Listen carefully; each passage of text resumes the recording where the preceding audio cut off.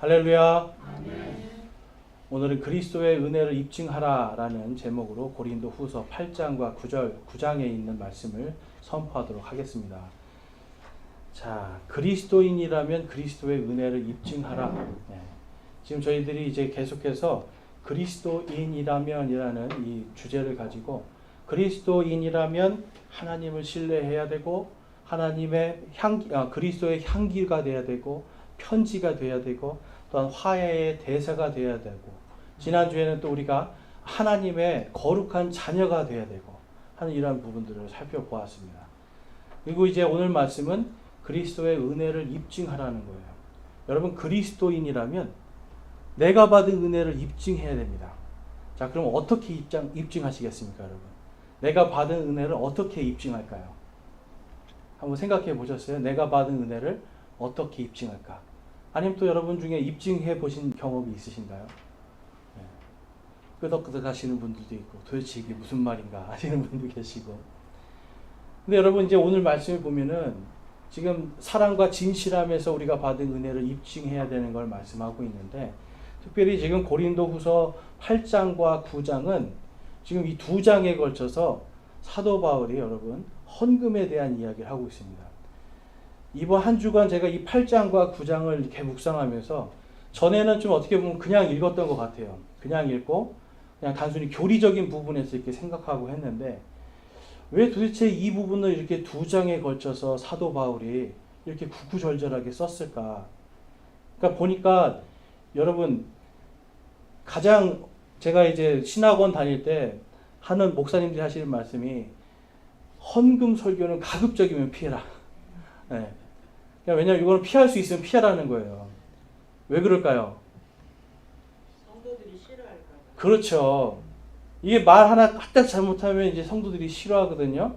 그리고 교회를 나가기 시작하고 또 이제 여기 봤더니 사도 바울도 다른 사람들이 이게 마음에 상처를 입을까 봐 지금 여러분 고심하면서 아주 그냥 고뇌하면서 이걸 쓴 거예요, 여러분. 근데 여러분 이게 우리가 아셔야 되는 게 우리 그냥 솔직하게 얘기해서 왜 헌금 설교를 들으면 상처받을까요? 한번 생각해 보세요. 여러분 헌금 설교를 듣고 왜 상처를 받을까요? 엄밀히 따지면 여러분 돈이 주인이기 때문에 그래요. 이게 내가 돈이 여러분 단돈 100원만 걸려도 사람은 아주 마음이 옹색해집니다, 여러분. 만약에 여러분 마음이 넓어지잖아요. 내가 받은 은혜가 많고 내 모든 게 다 하나님께서 주신 거다 은혜로다 하면 그거 뭐 좀 틀려도 뭐 그럴 수 있지 하고 넘어갈 수 있는데 이게 돈이라는 건 한 푼이 걸리면 이 사람이 옹색해지거든요. 당시 여러분 고린도 교회 사람들은 안 그랬겠습니까, 여러분? 네, 그런 거예요. 근데 여러분 이 고린도 후서 8장과 9장을 이렇게 보면 이게 아주 우리가 신앙생활에 있어서 가장 기본적인 부분들 그거를 지금 다루고 있는데 가장 어려운 부분을 다루고 있어요. 우리가 지난주에 봤더니 하나님의 거룩한 자녀가 되라라고 말씀하셨어요. 그래서 고린도후서 6장 15절과 16절에 가보면 그리스도가 벨리알과 무슨 일치를 보겠느냐 혹은 믿는 자가 믿지 않는 자와 무슨 몫을 나누겠느냐 하나님의 성전이 우상들과 무슨 조화를 이루겠느냐 너희는 살아계신 하나님의 성전이니라 하나님께서 이르시되 내가 그들 가운데 거하고 그들 가운데 거닐며 나는 그들의 하나님이 되고 그들은 내 백성이 되리라. 아멘. 여러분 하나님께서는 지금 이 사도 바울을 통해서 지금 우리가 세상과 섞일 수 없는 존재다라고 말씀하고 있어요. 세상 사람들이 제일 좋아하는 게 뭘까요, 여러분? 제일 좋아하는 거. 돈이에요. 우리 청년들 한번 솔직히 얘기해 봅시다. 여러분 돈 좋아해요, 안 좋아해요? 네? 돈 좋아하죠? 네. 우리 어르신들도 다 돈 좋아하시죠? 네. 어르신들이 그러시더라고요. 뭐 이런 거 옷 선물해 주지 말고 다른 거 선물하지 말고 그냥 돈 줘 그러시잖아요. 돈. 솔직히 안 그렇습니까? 네. 우리 다 돈 좋아해요. 그런데 여러분 이 돈이라는 게 우리 삶의 중심이 나의 생각과 가치관의 중심이 돈이 되면 우리는 이 돈의 종이 되는 거예요. 돈이 나를 이끌어가는 삶이 돼요. 그런데 내 삶의 중심이 하나님이 되고 하나님의 말씀이 되면 나는 하나님의 종이 되고 하나님의 말씀의 종이 되는 거예요. 그러니까 이게 한 끗 차이 같아요. 그렇죠? 그런데 우리가 교회를 나오기 때문에 나는 하나님을 섬깁니다. 나는 교회를 다니기 때문에 하나님을 믿습니다. 라고 하는데 내 마음속에 한 중심에 돈이 딱 들어가 버리면 여러분 이미 그리스도와 돈이 하나로 일치가 되고 우리 안에 두 주인을 섬기게 되는 거 아닙니까? 지금 오늘 말씀을 하기 전에 고린도후서 7장 1절과 2절을 보면 그런즉 극진히 사랑하는 자들아 우리가 이 약속들을 가졌은즉 하나님을 두려워하는 가운데 거룩함을 완전히 이루어 육과 영의 모든 더러움에서 우리 자신을 깨끗하게 하자. 우리를 받아들이라. 우리는 아무에게도 잘못하지 아니하였고 아무도 부패시키지 아니하였으며 아무에게서도 속여 빼앗지 아니하였노라. 아멘. 앞에 오타가 있습니다. 저거 고린도 전서가 아니라 후서입니다. 우리가 하나님의 자녀로서 깨끗하게 되어야 된다. 거룩한 자녀가 되어야 된다. 라고 지금 사도 바울이 선포를 한 다음에 그 다음에 무슨 말을 하냐면 우리를 받아들이라는 거예요. 왜냐하면 우리에게는 너희들에게 어떤 부패하거나 너희들의 것을 속여서 빼앗은 그러한 것이 없다라고 말씀하고 있어요. 여러분 그렇다면 당시에는 그럼 어떤 일들이 있었을까? 여러분 교회 안에서 뭔가 그들의 부패된 모습이 있고 그 다음에 그들 안에는 뭔가 속여서 빼앗는 모습들이 있었다라는 걸 알 수가 있겠죠. 여러분 오늘날도 사실 이게 여러분 이 헌금이라는 걸 우리 성도들이 잘못 알면 제가 오늘 여러분들에게 말씀드리는 것은 하나님의 우리 받은 이 은혜를 입증하려면 우리가 이 헌금이라는 게 무엇인지를 분명하게 알면 그게 또 정확하게 될 수가 있어요. 그래서 여러분 오늘날 이 헌금이 잘못되니까 교회들이 부패합니다. 그리고 헌금이 잘못되니까 사람들이 교회를 다니는지 이게 하나님을 믿는 건지 돈을 믿는 건지 알 수 없게 돼요. 여러분 대한민국이 전 세계에서 헌금이 제일 많습니다. 헌금의 목록이 많다는 걸 말씀드려요. 목록. 자, 여러분들이 아는 헌금 목록 한번 생각해 보세요. 그냥 우리는 기본적으로 감사헌금, 주일헌금, 뭐 11조, 건축헌금, 선교헌금 뭐 요 정도잖아요. 근데 여러분 이제 일반 요즘에 계신 교회를 가보면 월삭헌금은 매월 첫날 하나님께 그걸 드려야 된다는 거예요. 월삭헌금. 그 다음에 또 뭐가 있죠? 1,000번제. 그래서 1,000번을 내야 됩니다. 헌금을 1,000번을. 그걸 작정하는 거예요. 10,000원, 20,000원을 1,000번을 작정해서 내는 거예요. 그 다음에 또 무슨 뭐 절기가 되면 무슨 절기 헌금들을 내고 네, 특별 새벽 뭐 100일 기도하죠. 100일 기도하는 동안 100일 헌금 내고 또 임직을 하려면 장로 받고 집사 되려면 여러분 100일이든 뭐 40일이든 새벽 기도 나가서 그걸 계속 헌금을 내고 장로들이 헌금 하나하나 이거 지켜보는 거예요. 그리고 왜 헌금 안 하나? 말로 할 수 없는 온갖 헌금들이 많습니다. 그러니까 여러분 이러한 것들이 지금 보면 다들 여러분 근데 한번 생각해 보세요. 내가 뭘 얻기 위해서 지금 다 헌금을 하고 있거든요. 내가 뭘 얻기 위한 헌금이에요. 그럼 이게 뭐가 되세요, 여러분? 자, 어떤 분들은 돈 10,000원을 내면서 하나님 제가 10,000원 냈으니까 제 사업이 좀 잘 되게 해주십시오. 하나님 저 10만 원 냈으니까 제 사업이 잘 되게 해주십시오. 그럼 하나님이 얼마치만 주시면 될까요? 한번 생각해 보세요. 내는 대로 주신다면 내가 내는 대로 주신다면 10,000원 냈으면 10,000원어치만 주시면 되는 거 아니에요? 1,000원 내면 1,000원어치만 주시면 되는 거죠. 여러분 우리는 뭔가 하나님 뭔가 주십시오 하고 헌금을 드리는 게 아닙니다.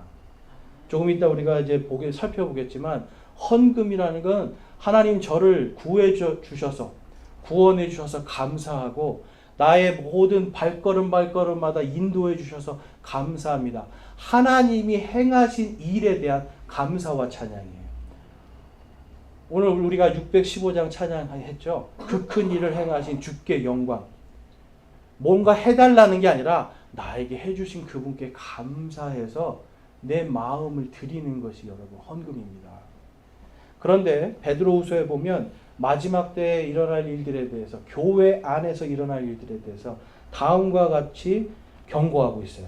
베드로후서 2장 1절에서 3절까지 말씀을 보면, 그러나 백성 가운데 거짓 대언자들이 있었던 것 같이 너희 가운데도 거짓 교사들이 있으리니 그들은 정죄받을 이단 교리들을 몰래 들여와 심지어 자기들을 사신 주를 부인하기까지 하고 자기들 위해 신속한 파멸을 가져오리라. 우리 2절과 3절 우리 한번 같이 읽어보겠습니다. 시작.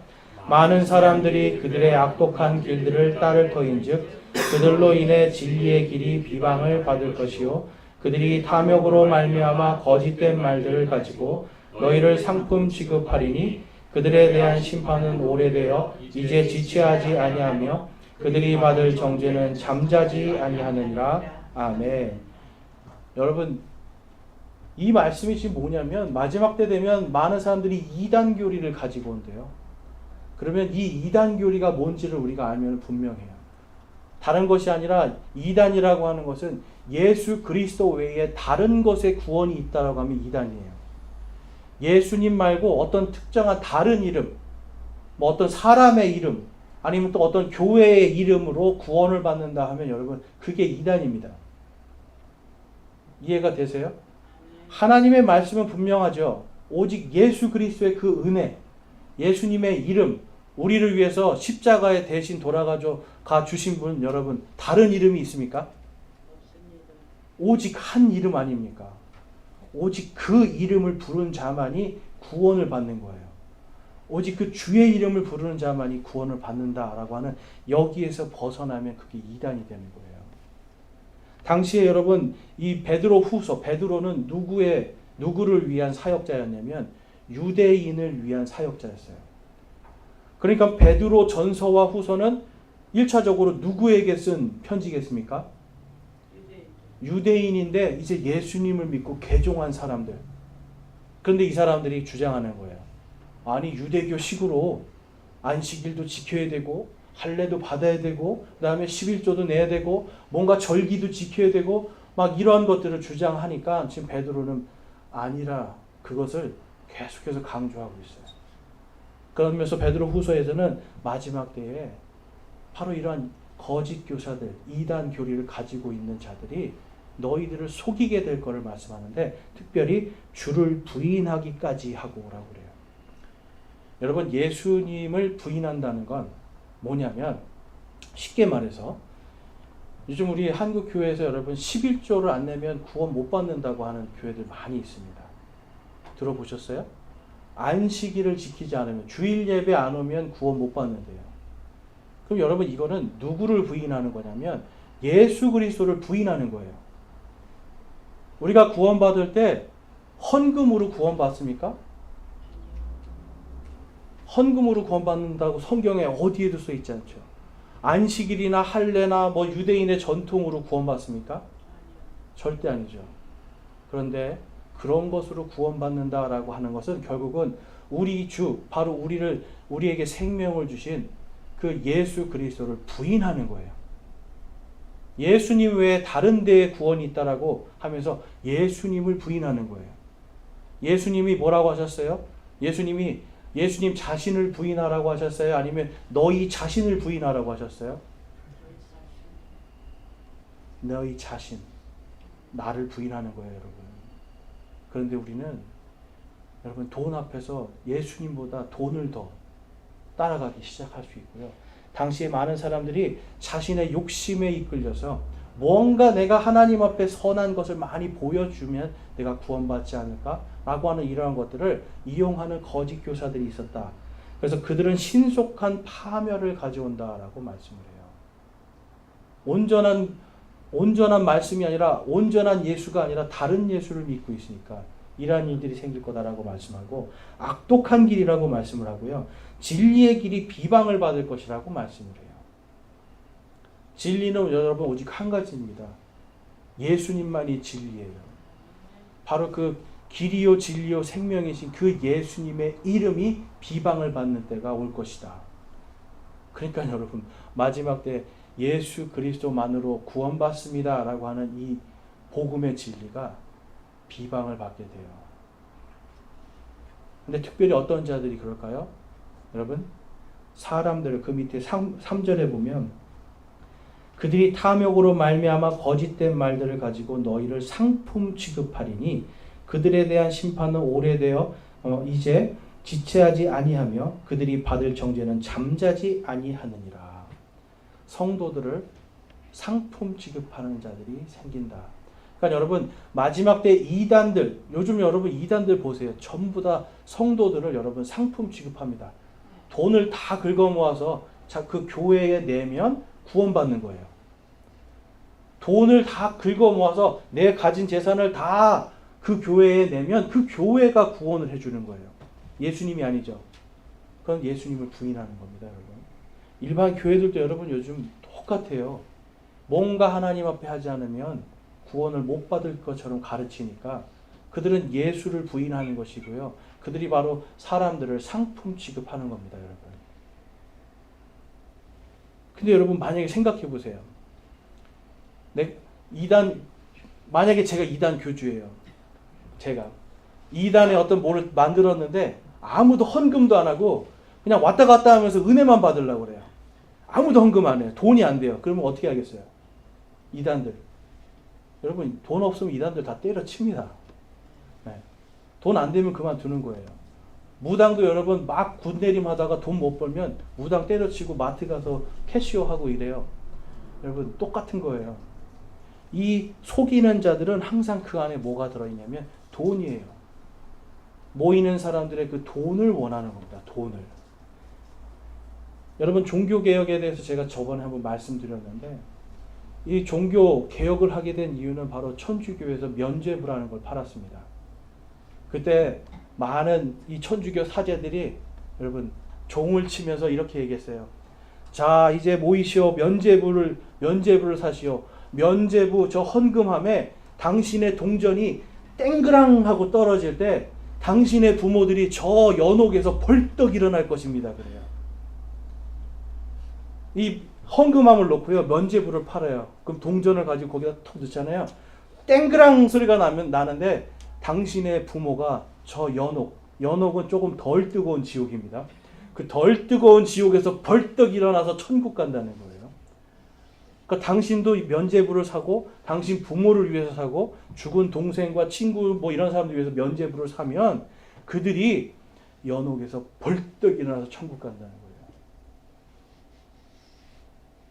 사람들을 상품 취급하는 거죠.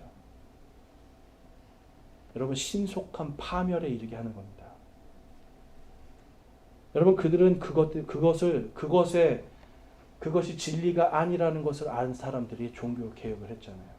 그리고 그것이 진리가 아니라는 것을 2000년 동안 침례교인들은 외쳤습니다. 당신들은 진리가 아니라는 걸 외쳤어요.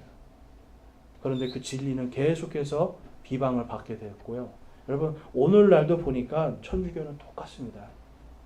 뭔가 교회에 내 재산을 다 바치면 교회가 연옥에서 더 빨리, 그러니까 쉽게 말해서 특급권을 주는 거예요. 내 재산을 바치면 빨리 연옥에서 천국으로 가는 거예요.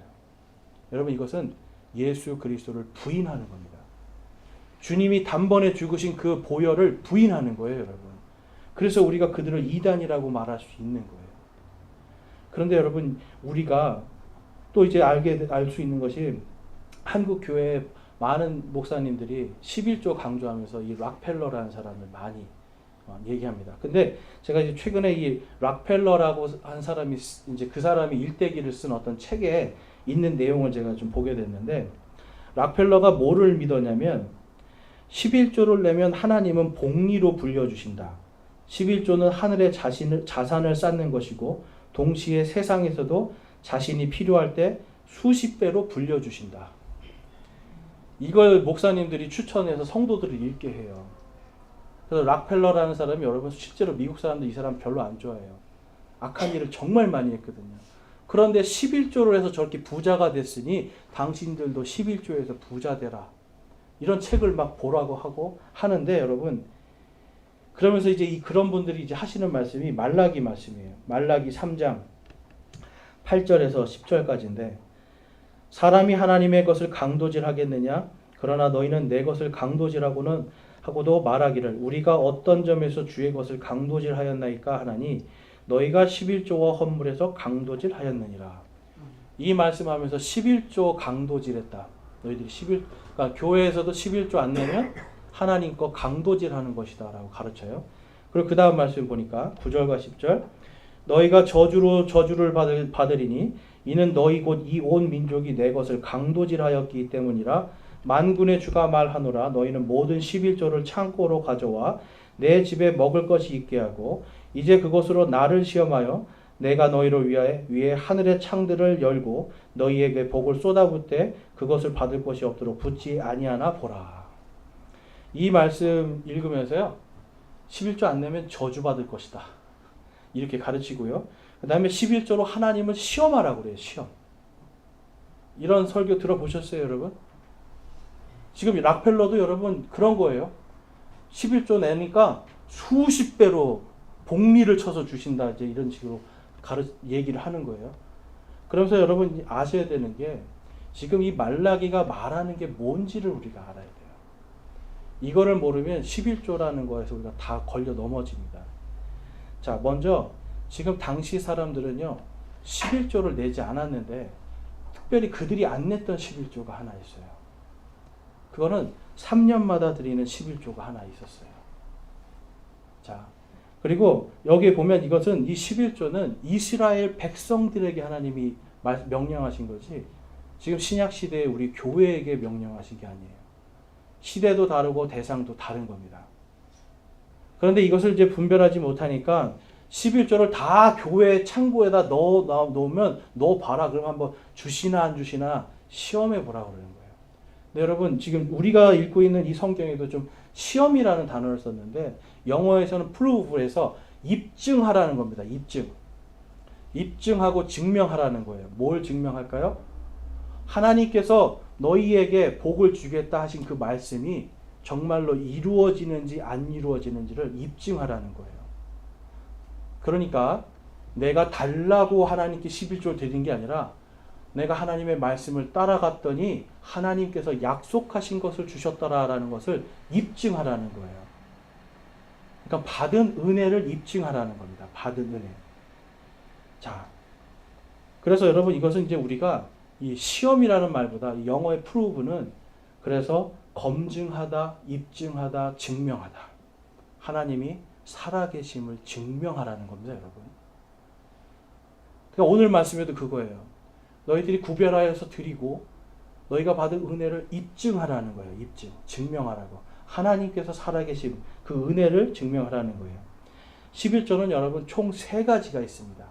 유대인들은 제1 11조, 제2 11조, 제3 11조를 얘기해요. 제1 11조는 바로 레위인들을 위해서 드리는 11조예요. 이건 이제 곡물들 같은 것들을 드리고 성전을 섬기는, 하나님을 섬기는 사람들을 먹이라고 주는 11조가 있고요. 그 다음에 가족들을 위한 제2 11조가 있습니다. 제2 11조는 우리 가족 중에 가난한 사람이 있잖아요. 갑자기 문제가 생겨서 가난해지고 뭔가 궁핍함에 빠진 가족들이 있잖아요. 그러면 하나님의 성전에 11조를 갖고 오는 거예요. 그래서 내가 드릴 내 소출의 11조를 드리고 그 다음에 그 11조와 똑같은 양을 또한 내 가족을 위해서 거기를 갖고 와요. 그래서 가난에 처해 있고 어려움에 처한 내 식구들을, 내 가족들을 불러서 형님 이리 오십시오. 우리 같이 먹읍시다. 동생 이리 와 같이 와. 우리 삼촌 우리 같이 오세요. 그래서 거기서 같이 먹고 그들에게 나눠주는 11조가 있어요. 그러니까 1, 11조는 레위인들을 위한 것이고 하나님을 섬기는 사람들. 그 다음에 2, 11조는 가족을 위한 거예요. 그 다음에 제3 11조는 신명기 14장에 보면 3년마다 드리는 11조입니다. 3년마다. 그러니까 3년째에는 몇 배를 내는 거예요? 여러분? 10의 3조를 내는 거예요. 그러니까 30%를 내는 거예요. 그래서 유대인들은 사실 10의 1조가 아니라 10의 23조를 냅니다. 3년마다 레위인들 중에 정말 소득 지금 이제 먹을 것 분기 자신의 어떤 상속 재산이 없는 레위인들, 그 다음에 지나가는 나그네들, 그리고 아버지 없는 아이들, 과부들 이래서 일할 능력이 없는 사람들에게 공평하게 우리가 하나님께 받은 것을 나눠주는 거예요. 하나님께서 뭘 약속하셨냐면 6년째에는 너희들이 매년 11조를 내고 또 하나님께서 6년째에는 그러니까 3년마다 3년이 지나고 또 그 다음 3년이죠. 6년째에는 내가 3배를 더해줄게 그러는 거예요. 3배. 지금 여러분 하나님께서 복을 주시나 안 주시나 검증해봐라, 증명해봐라. 이거는 뭐에 해당되냐면 바로 가난한 내 이웃들에게 베푸는 것에 대한 제3 11조에 대한 이야기입니다. 이해가 되세요? 그러니까 오늘 이번 달에 내가 번 거 요거에 대한 11조 그걸로 하나님을 검증하라는 게 아니라 3년마다 유대인들에게 3년마다 내고 또 6년째에 하나님께서 정말 3배의 복을 주시나 안 주시나 그거에 대한 증명 그것을 입증하라는 거예요. 그러니까 사람들은 여러분 믿음으로 낼 수밖에 없죠. 생각해 보세요. 여러분 3년마다 내는데 3년 오늘 냈습니다. 이제 3년 뒤에 하나님이 3배 주실게. 3배 주신데 이거 믿어야 드릴 수 있는 거죠. 그렇죠? 이걸 안 믿는 자들은 안 드리게 되는 거예요. 그래서 가난한 자들에게 줘야 되는 이 11조를 이들이 안 냈던 거예요. 그래서 하나님께서 너희가 내 것을 강도질했다라고 말씀하는 거예요. 가난한 자들을 주는 하나님의 이 균등의 원리 안에서 하나님의 이 백성 가운데 거지가 있어서는 안 되고 가난해서 굶는 자가 없어야 되는데 이들이 바로 그들을 외면해버린 거예요.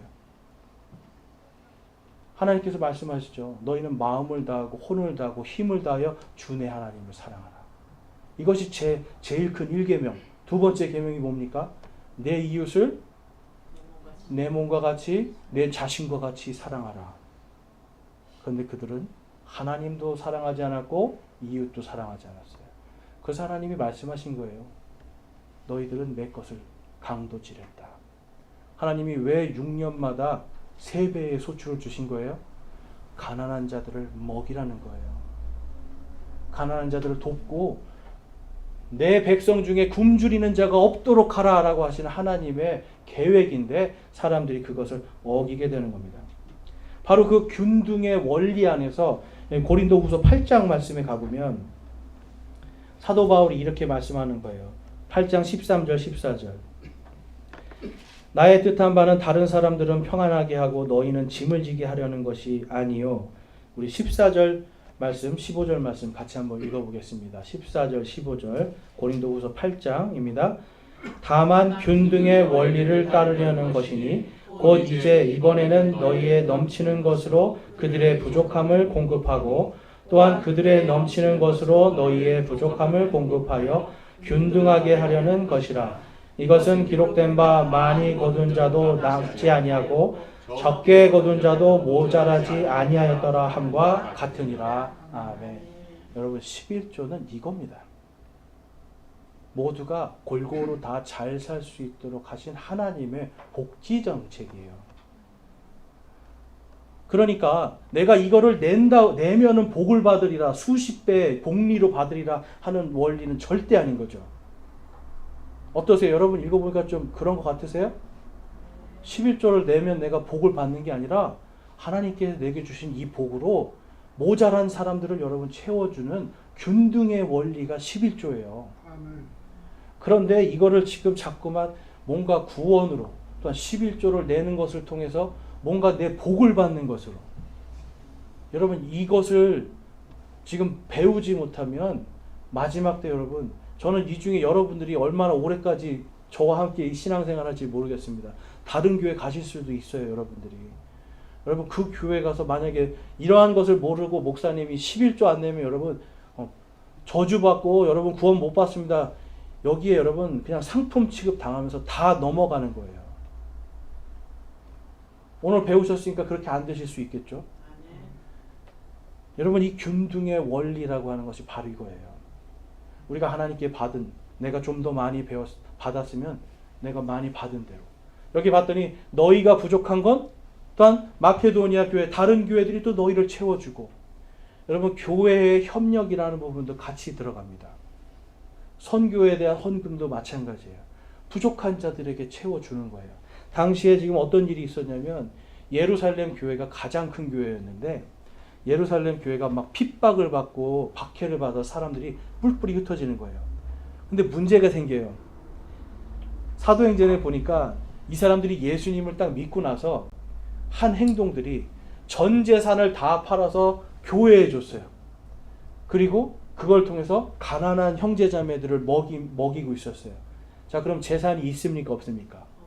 없죠. 그런데 박해를 받으니까 교회를 못 가요. 숨어 있어야 돼요. 지금 뭔가 일을 할 수가 없어요. 그러니까 그 교회 안에 지금 막 뭔가 배고프고 힘든 사람들이 생기는 거예요. 일을 못하니까 헌금도 못하잖아요. 그러니까 계속해서 밥은 먹여주는데 이게 이제 다 바닥나는 거죠. 그래서 사도 바울이 지금 마케도니아 교회, 고린도 교회, 그리고 이 그리스에 있는 교회들, 소아시아에 있는 교회들에게 지금 너희들이 지금 예루살렘에 있는 형제자매들이 이렇게 굶주리고 있으니 이제 헌금을 좀 모아라라고 간청을 했어요. 지금 그런 상황인 겁니다. 자, 그런데 지금 이 고린도 교회가 그걸 잘 했을까요? 못했을까요? 못한 거예요. 고린도전서 보니까 이들이 우리는 부자라고 자랑했어요. 우리는 부자다. 그런데 막상 지금 굶고 있고 지금 형편이 어려운 예루살렘 교회에 대해서 눈을 감아버렸던 거예요. 그래서 지금 사도 바울은 그들의 마음을 내가 명령으로 하지 않고 정말 너희에게 간청한다 라고 하면서 지금 8장과 9장을 이야기하고 있습니다. 여러분, 이 말라기에서도 그렇고 지금 보고 있는 이 고린도 교회도 그렇고 그들의 특징이 하나 있었는데 그게 무엇이냐면 그들의 종교가 혼합되어 있었어요. 지난주에 보니까 벨리알과 함께 조화를 이루고 있는, 우상과 함께 조화를 이루고 있는 상황이었어요.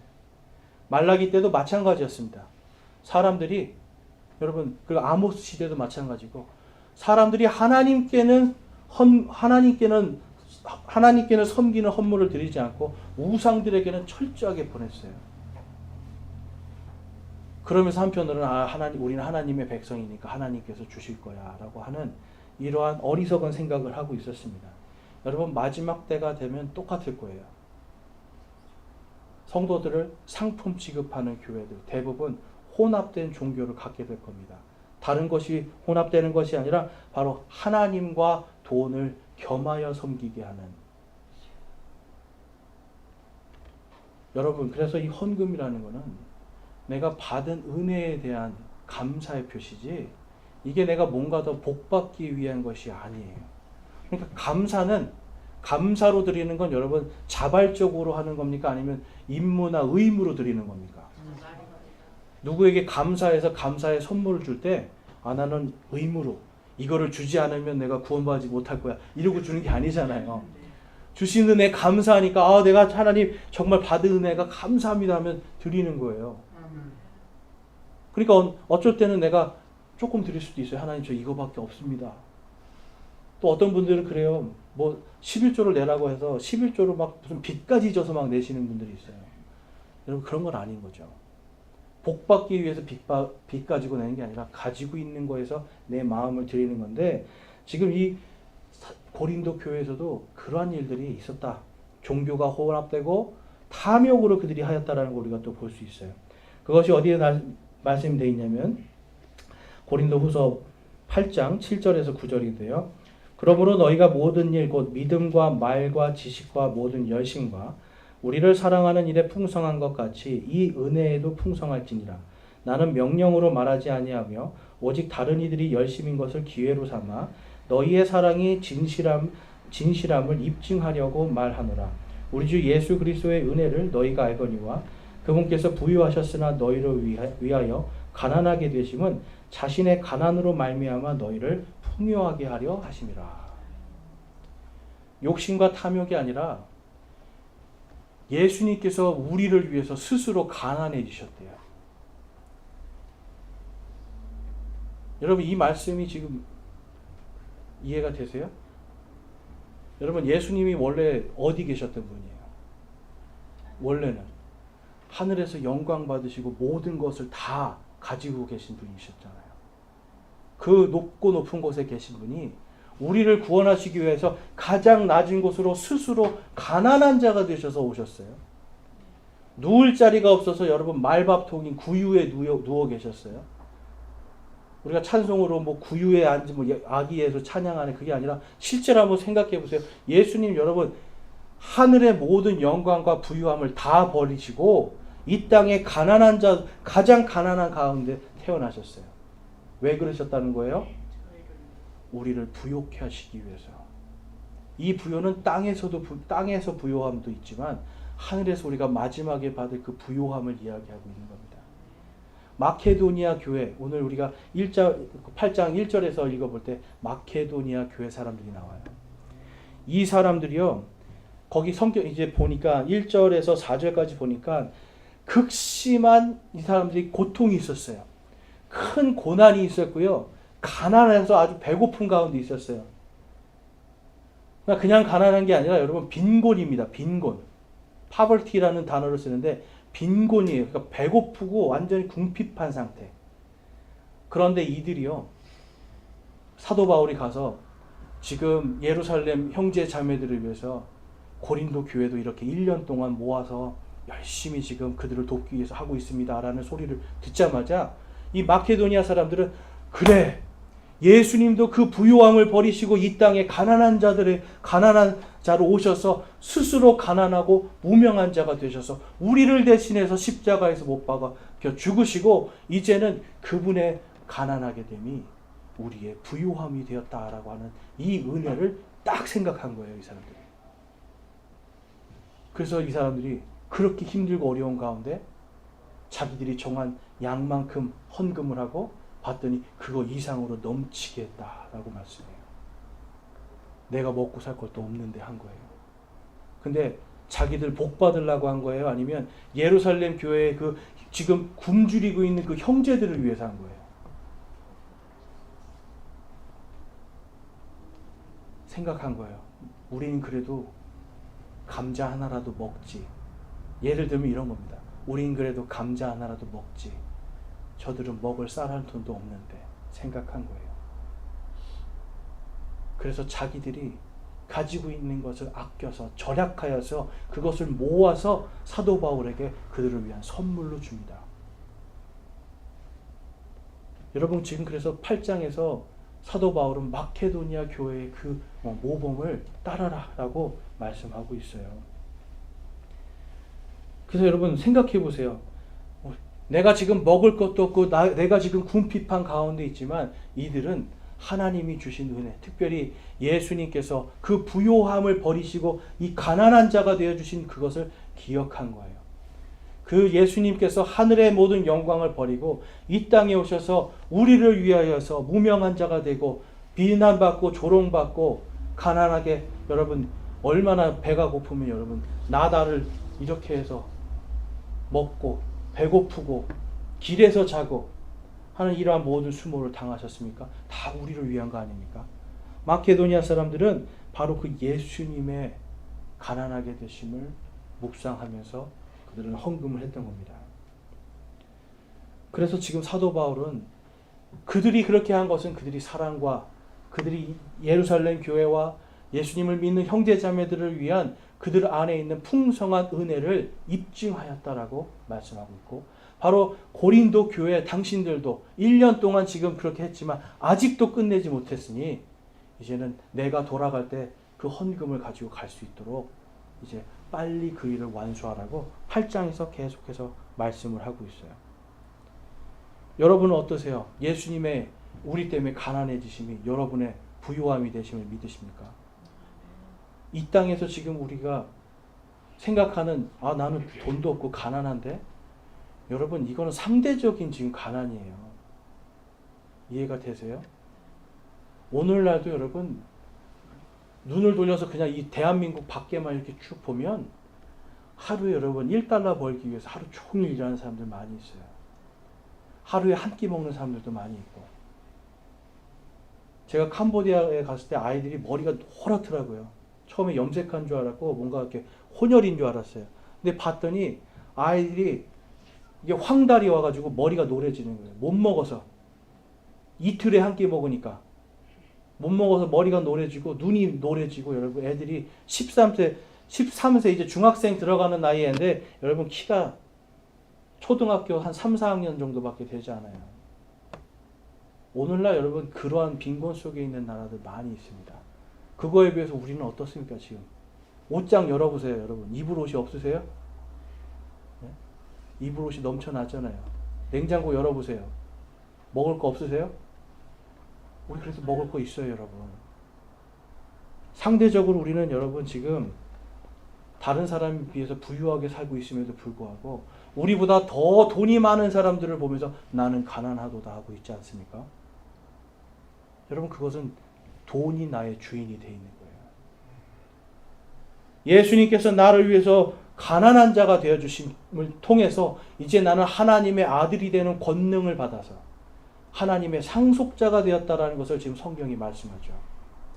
그분의 가난하심이 우리의 부유함이 되었습니다. 마케도니아 교회는 그것을 은혜로 받고 입증했다는 거예요.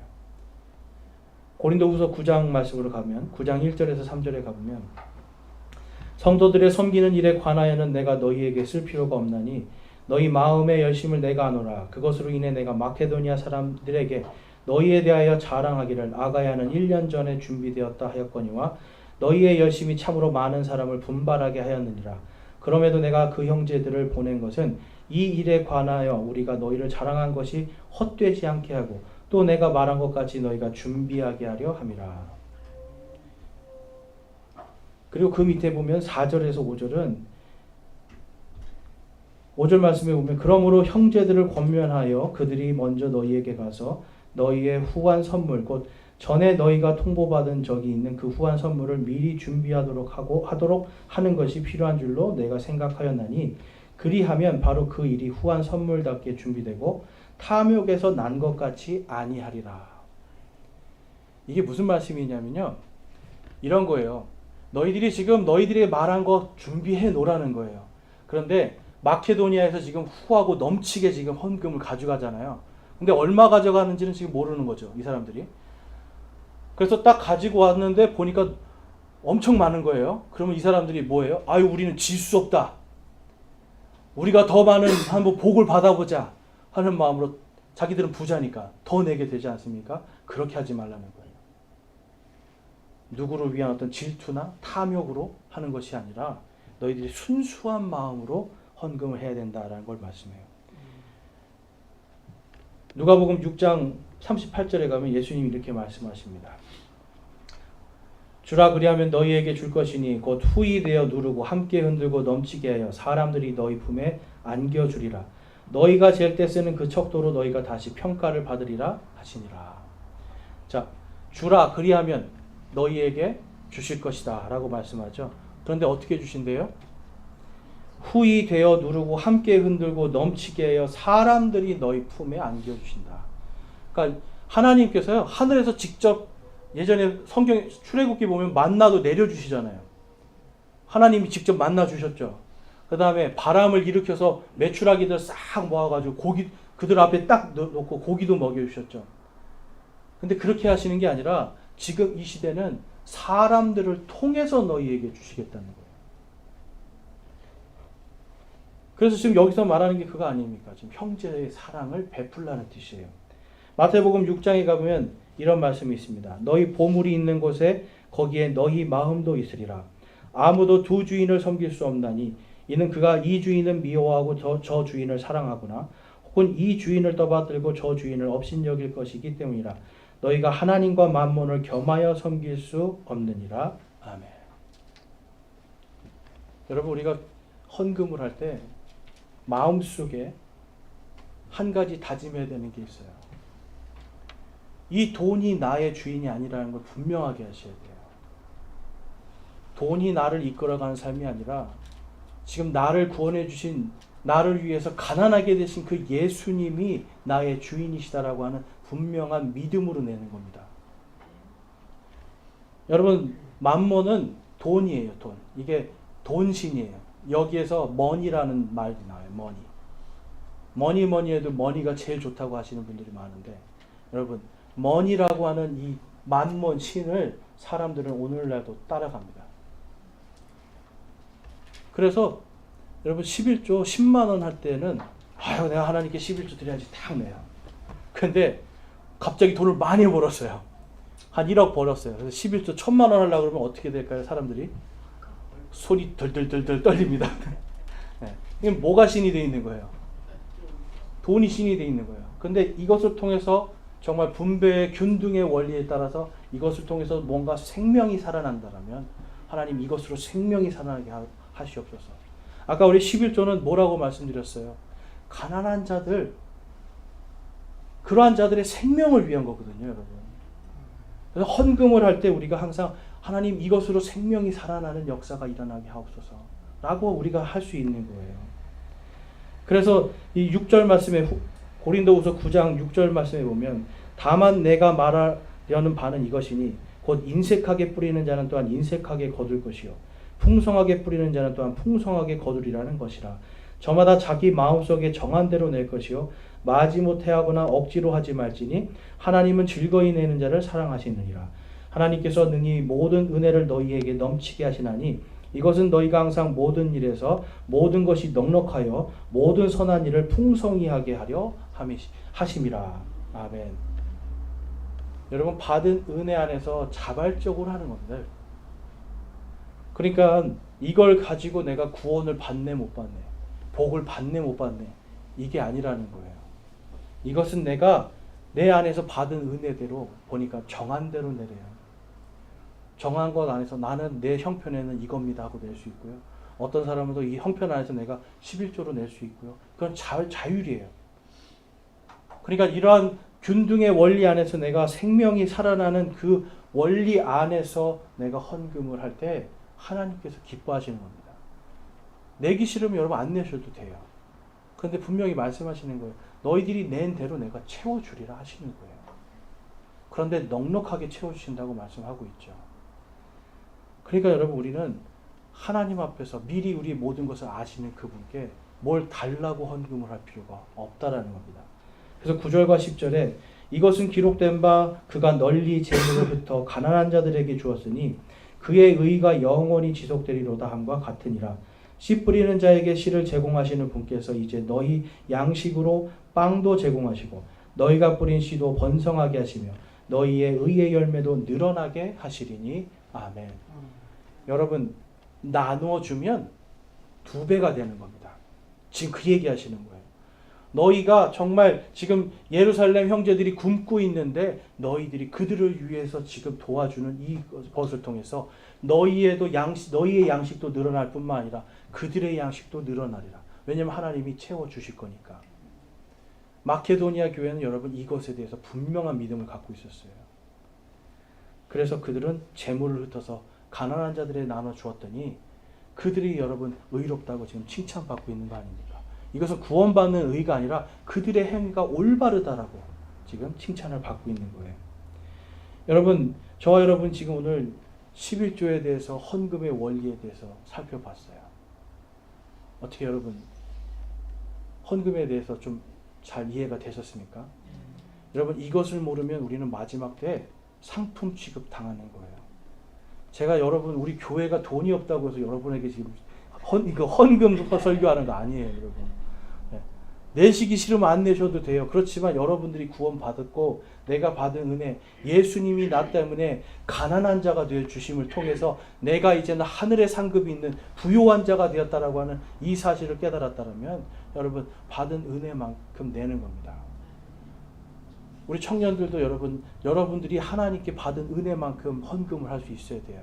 안 내도 상관없어요. 그렇지만 여러분들이 한번 하나님께서 나에게 지금 말씀하신 이 말씀이 내 삶 속에 성취가 되는가 안 되는가 여러분들이 입증하실 수가 있는 겁니다. 여러분 우리는 삶 속에서 내가 하나님을 섬기는 이 직무 안에서 지금 고린도후서에서는 9장에서는 이것이 하나님을 섬기는 직무라고까지 말씀을 해요. 하나님을 내가 어떻게 섬기고 있는가 우린 그것을 입증할 필요가 있습니다. 그래서 저와 여러분이 오늘 이 말씀을 통해서 정말 감사로 우리의 마음을 드리는 사람, 또 우리가 이 교회에 여러분들이 내는 이 헌금을 통해서 정말 생명이 살아나는 그 역사가 일어날 수 있도록 여러분 함께 기도하시기 바랍니다. 그래서 우리가 정말 마음을 다하고 혼을 다하고 힘을 다하여 주 하나님을 사랑할 수 있는 저와 여러분 되실 수 있기를 주님의 이름으로 축원합니다. 우리 함께 기도하는 시간 갖겠습니다. 우리 이 시간 기도하실 때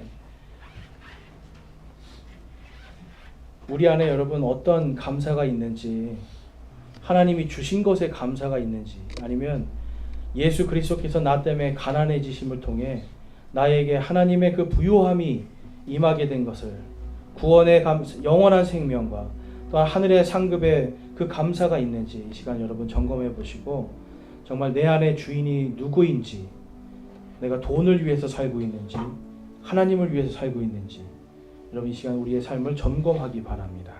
함께 점검하고 회개와 결단으로 기도하기 원합니다.